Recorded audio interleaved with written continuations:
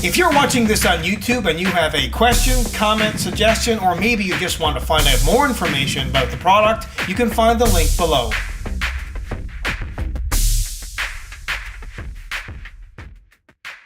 Hello again, I'm Rodney Reynolds from 3DGameman.com and welcome to another video review. Today I'm looking at the Fractal Design Arc XL case. A fairly plain looking box, but it does have some pictures of the product on it, as well as features and specifications about it. And this is a pretty heavy case, so thankfully they have a couple of holes on the box, one on either side for carrying it. Your typical case packaging material, styrofoam on either end, and the case itself is in a plastic bag. At the front here they have a piece of tape, and this is to keep this mesh in place. I'll remove that. Also on the left side panel they have a large window, and on it some protective plastic. And as well, there's protective plastic on the inside. They include a user's manual as well as service information. Now let's have a closer look at the case. Now this is a full tower case in every respect. It's rather large and somewhat heavy. It consists mainly of steel, but as well some plastic and mesh. As you can see, it is black on the outside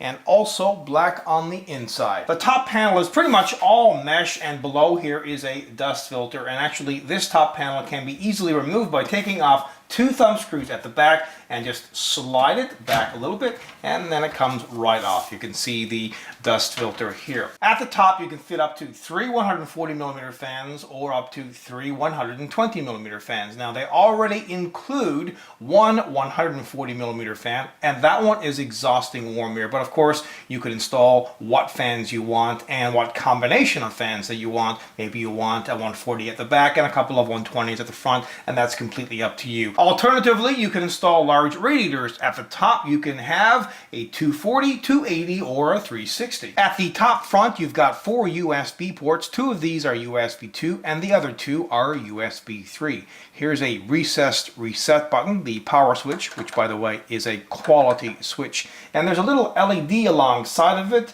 Blue is for power and red hard drive activity. There are 2 3.5mm audio jacks. One is for the mic and the other the headset. As well, you can control the speed of the fans. There's 3 different speeds: the low 5 volt, the medium 7 volt, and the high or full speed 12 volt. Now while the front panel looks like it's aluminum, it actually isn't. It's plastic, and that's done of course to keep the costs down. They include 4 5.25-inch drive bays and more mesh. Note their logo at the bottom, and by the way, this can be very easily removed by pressing at the top on either side, and it comes right out, and there's also a dust filter behind. You can install up to 2 120mm fans or up to 2 140mm fans, and they already include one hydraulic bearing 140mm fan, and this fan intakes air. And by the way, all the fans in this case are hydraulic bearing fans, so they should be quiet and last for quite a while. This front panel can be completely removed by pulling at the bottom. And as you can see, you have great access here to the fans, as well as all of the 5.25-inch drive bays. Oh, and you can pop these 5.25-inch drive bay covers out really easily by pushing on either side at the back. As well, you can fit a 240mm radiator at the front, but it requires repositioning or removing the hard drive cages. The left side panel has a very large smoked window, but the right side panel is plain. At the back they have extra ventilation, as well as an included 140mm exhaust fan, but you can, if you want to, install an optional 120mm fan. Here's where the motherboard's I/O shield plate gets installed, and they include 9 ventilated expansion slots. And at the bottom is where a standard ATX power supply gets installed as well. They include 4 thumb screws, 2 on each side panel. On the inside they include an accessory box, and actually on the box they show you what is included inside, which is basically screws, motherboard standoffs, as well as 6 plastic cable ties. There's lots of room to work on the inside, and of course that's to be expected from a full tower case. and the reason why you purchase one, because there's plenty of room in here,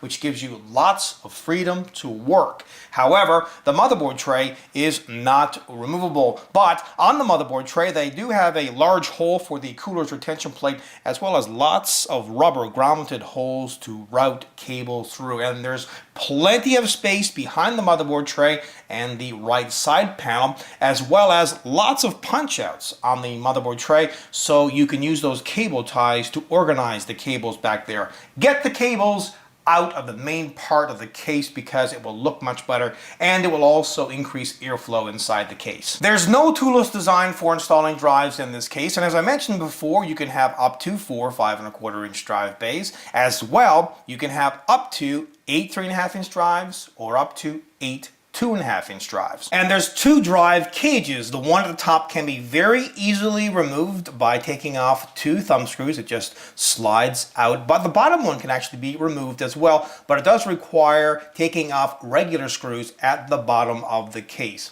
Now if you're going to install a drive, just push in on either side. This just slides out, and by the way, these are metal trays, not plastic, so that's good. They are rigid, and they also include these rubber washers. That's to prevent vibrations, and once you have the drive installed, either a 3.5-inch or a 2.5-inch, you can just slide it back into place. At the bottom, they include these rubber rests for the power supply to lodge on. There's also a rubber gasket which goes all the way around, and that's for the power supply to rest up against, and this of course will prevent vibrations. Now power supply length is going to vary at the bottom. It depends on whether you install an optional 140mm or 120mm fan.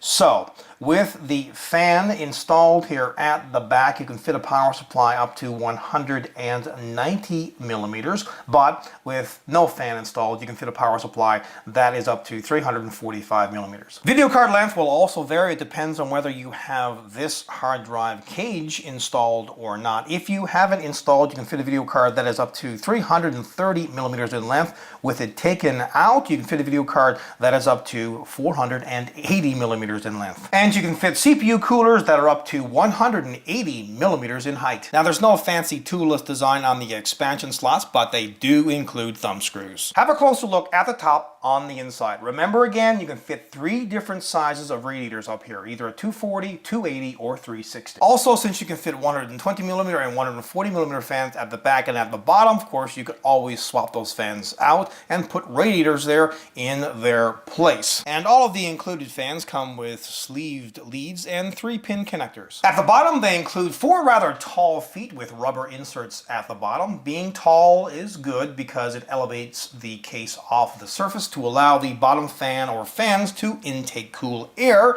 As well, you've got a nice large removable dust filter, just slides out at the back end.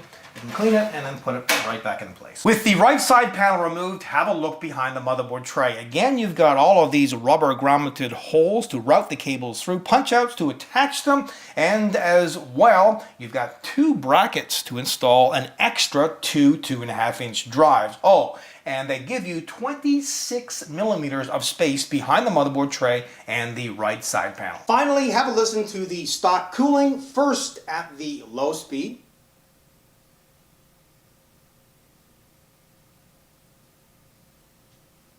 Medium speed.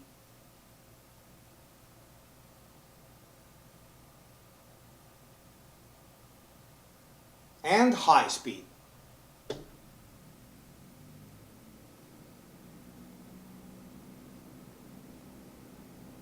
This is an awesome case. It's not going to break the bank. It looks fantastic. The overall styling and build quality on this is really, really nice. Also, it pretty much has all the features you should be looking for in a full tower case. There's nothing really bad to say about this, except of course, it might not have some fancy features, but again, if you're looking at the elegance and the styling and the build quality and the features that this does include, plus the cost of it, I think you'll agree that this is a 100% kick-ass product.